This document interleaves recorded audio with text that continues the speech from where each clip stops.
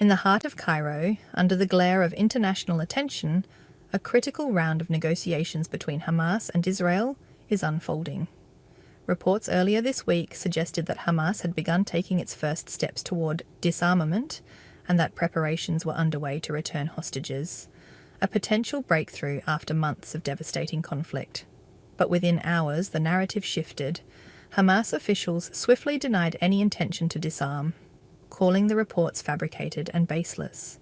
Senior Hamas figure Mahmoud al-Mardawi accused media outlets of deliberately twisting facts, creating confusion, and shaping public opinion against the movement. Sources say senior Hamas official Khalil al-Hayya has arrived in Cairo to take part in what Egyptian mediators describe as swift and intensive talks.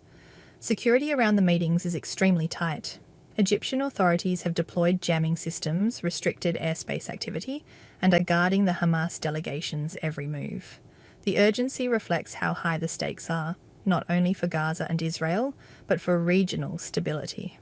A potential ceasefire could reshape the balance of power across the Middle East, yet mistrust on both sides runs deep. According to initial leaks, Hamas was allegedly beginning to collect the remains of deceased Israeli hostages as part of an agreement to hand them over, while preparing for a single-phase return of living captives. The gesture was seen by some diplomats as a potential confidence-building move, a signal that progress was finally within reach. However, the situation remains fluid. Hamas reportedly requested, through Egyptian mediators, that Israel halt airstrikes temporarily so their teams could complete the collection and handover process. But almost immediately after those reports surfaced, Hamas issued a categorical denial, rejecting any claims of disarmament or surrender.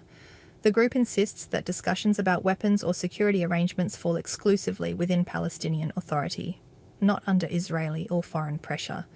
Egyptian Foreign Minister Sameh Shoukry echoed that sentiment, saying that the question of Hamas's arms is an internal Palestinian matter that must be resolved among Palestinians themselves. This statement, while diplomatic, underscores a deeper reality. Egypt is walking a fine line, trying to mediate without appearing to dictate. For Cairo, stability on its eastern border is essential, but so is maintaining credibility with both sides. Behind the public statements and denials, intelligence officials from multiple countries are said to be monitoring the situation closely. There's talk that the next 48 hours could prove pivotal. The discussions reportedly involve not only a ceasefire timetable, but also conditions for humanitarian aid, access to reconstruction materials, and the potential role of international observers inside Gaza. Still, with Hamas rejecting the notion of giving up arms, it's clear that any disarmament, if it happens at all, will come slowly and through internal Palestinian dialogue, not immediate foreign pressure.